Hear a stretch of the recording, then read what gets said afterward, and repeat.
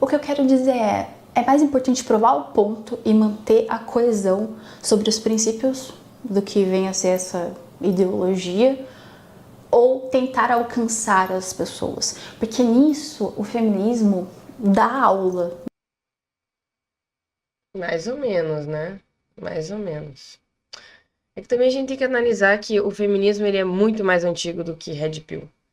Na verdade, existem inúmeros princípios da Red Pill que são feministas, como, por exemplo, divisão de responsabilidades, como ser contra a objetificação instrumental da mão de obra de trabalho do homem. O feminismo já fala sobre isso há muito tempo.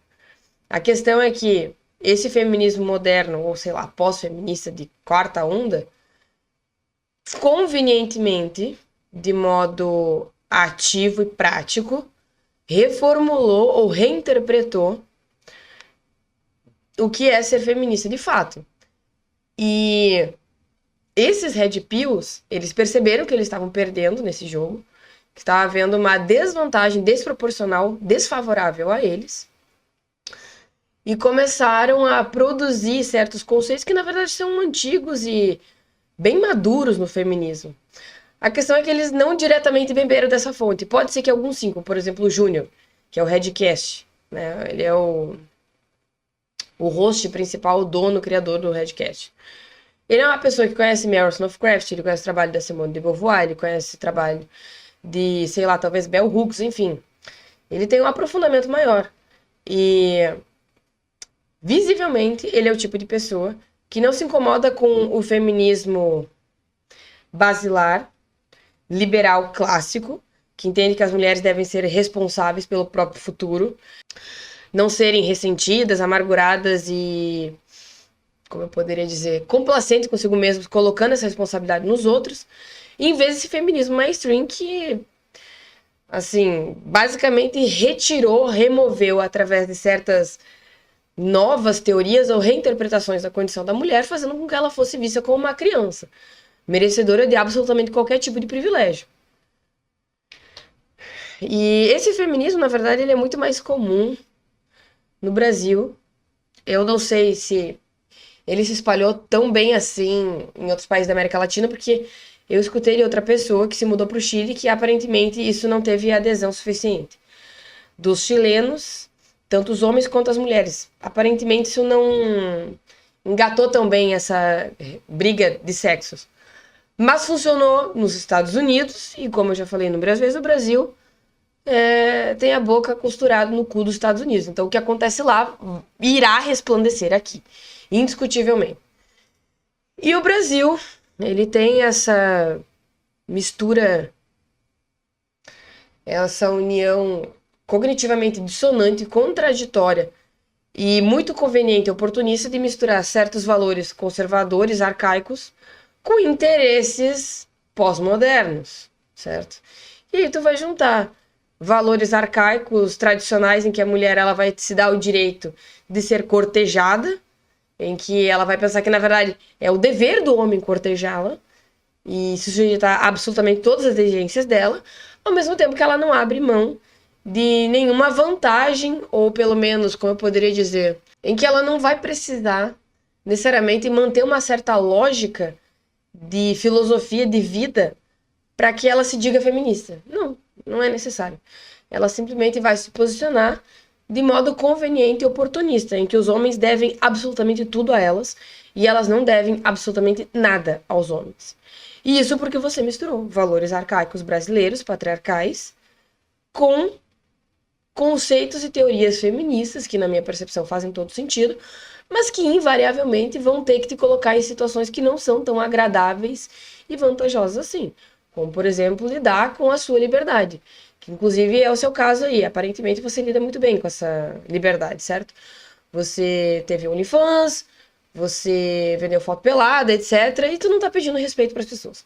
Tu não tá pedindo que elas se casem contigo, que elas te vejam como uma mulher tradicional, etc, etc, etc. Aparentemente você é uma feminista clássica, pelo menos. Dessa que compreende que determinadas escolhas vão te implicar certas consequências, elas não vão ser tão agradáveis assim.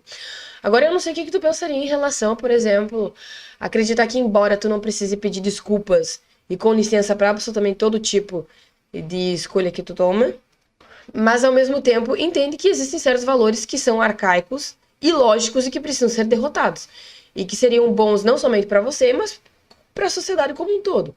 Dá para fazer analogia com homossexualidade assumida. Algumas pessoas vão dizer, ok, os homossexuais eles sofrem preconceito, isso nada mais é do que a escolha de assumir o seu estilo de vida. Ok, eles vão lidar, evidentemente, com as escolhas da saída do armário, mas ainda assim é um posicionamento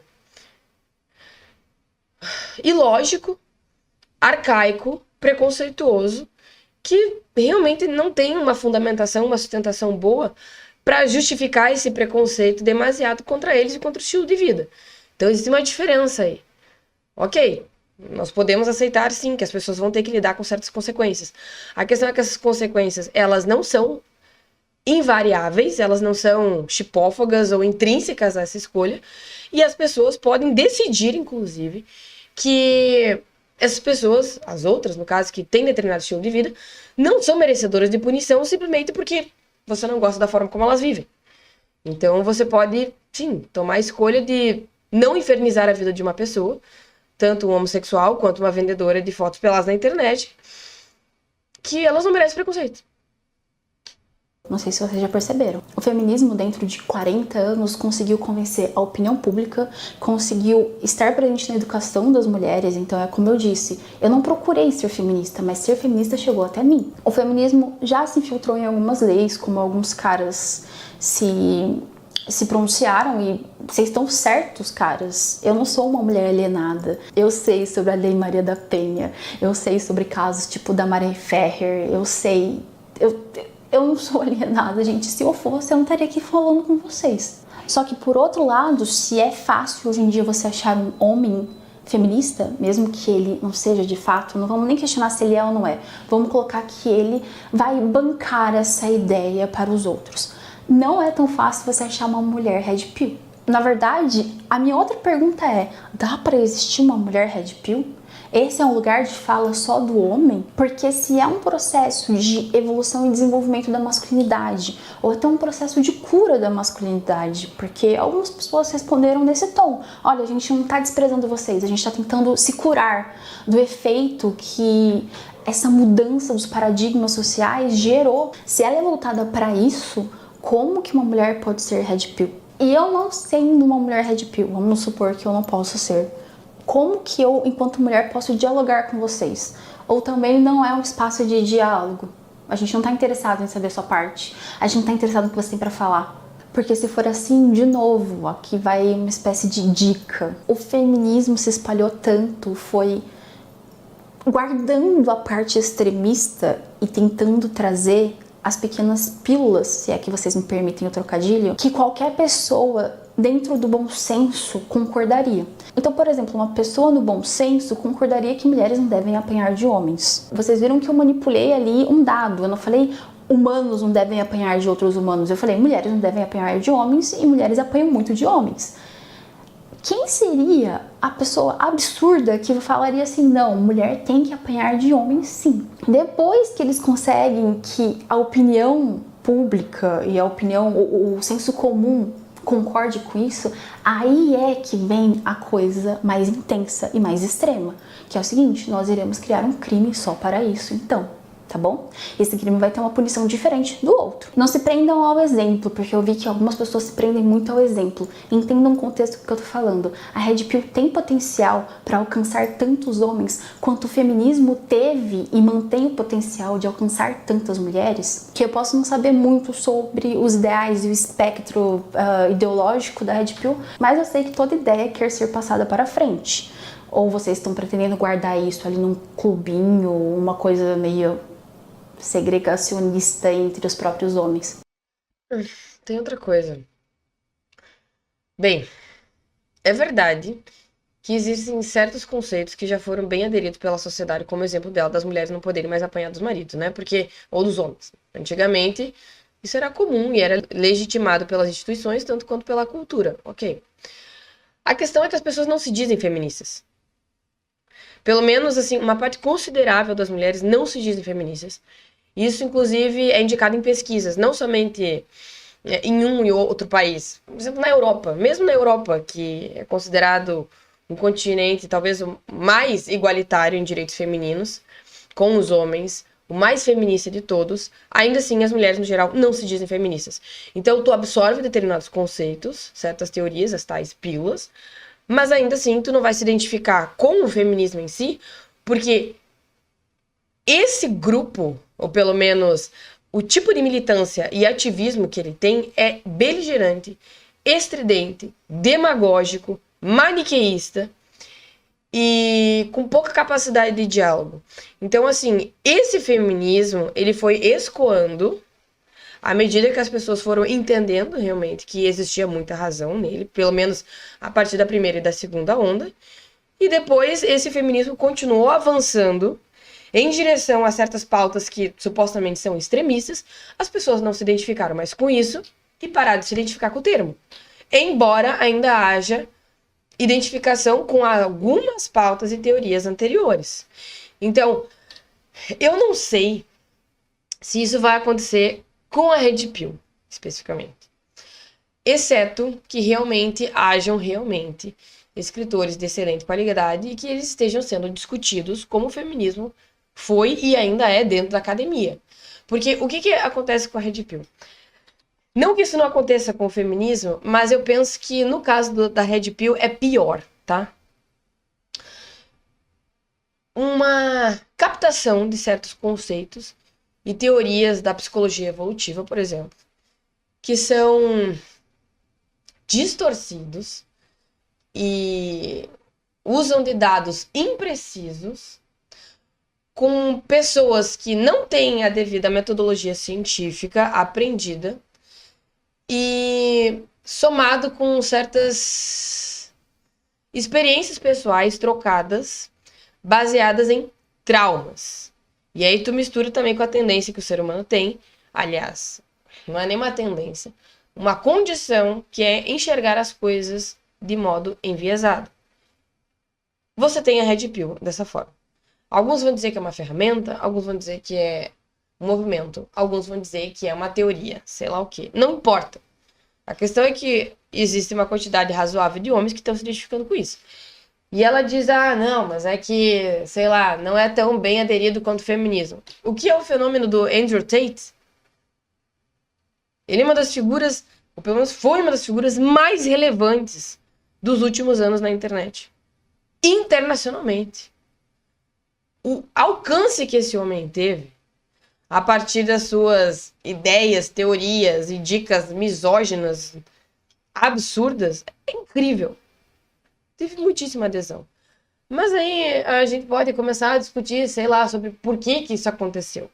E tem a ver com o fracasso dos relacionamentos. Tem a ver com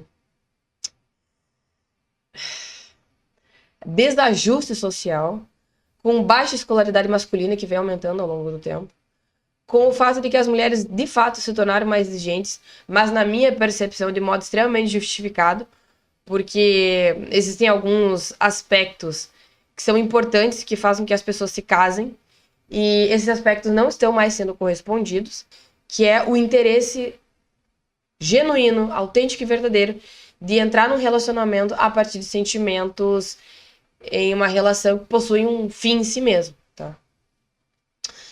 Então, claro, além de que o feminismo, ao contrário do que tu pensa, ele se tornou muito estridente e muito difícil de se comunicar e dialogar a partir de certas divergências. Então, esses homens rejeitados ou desajustados, fracos ou traumatizados, não encontraram aquilo que supostamente o feminismo prometeu, que era compreensão, reconhecimento das certas desvantagens que os homens levam, fez com que eles se reunissem em um outro grupo extremo, em que muitos deles passaram a entender que o feminismo, na verdade, era hipócrita, que as mulheres tinham absolutamente tudo e que continuavam avançando em relação aos seus direitos, ainda que fossem injustos, né, em relação aos homens.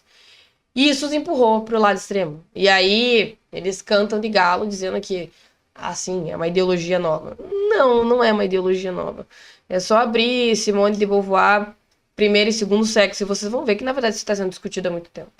Mel Wollstonecraft e inúmeras outras feministas que, infelizmente, não são lidas pelas tais feministas de mainstream. Então, na verdade, elas vão se informar com vlogueiras, em TikTok, no Instagram, com alexandrismos e sei lá o que, sobre o que é ser uma feminista. E geralmente são pessoas que realmente comportaram um discurso demasiadamente vitimista, de que isso supostamente justificaria uma servidão intrínseca, absoluta e incontornável dos homens em relação às mulheres. E quando esses homens reagem e discutem a respeito disso, elas surtam. E aí vai ter todo tipo de ataque, de distorção a respeito dos argumentos, taxação, etc. Mas assim, realmente, eu até fico impressionada em ela dizer que o feminismo foi bem aderido, ok, certos conceitos, realmente, porque as pessoas, no geral, têm nojo do feminismo. Elas têm nojo de qualquer coisa associada com esse termo. As pessoas não querem nem ver na frente feministas. E, honestamente, eu acho que é bem justo, muito compreensível, porque elas são simplesmente insuportáveis. Tu sabe definir o que é tribalismo político? Identitarismo? Conservadorismo? Progressismo? Feminismo? Aprenda muito sobre isso no meu curso de Teoria Política. Leve o teu espírito em direção à verdade. Satisfação garantida em 7 dias ou teu dinheiro de volta.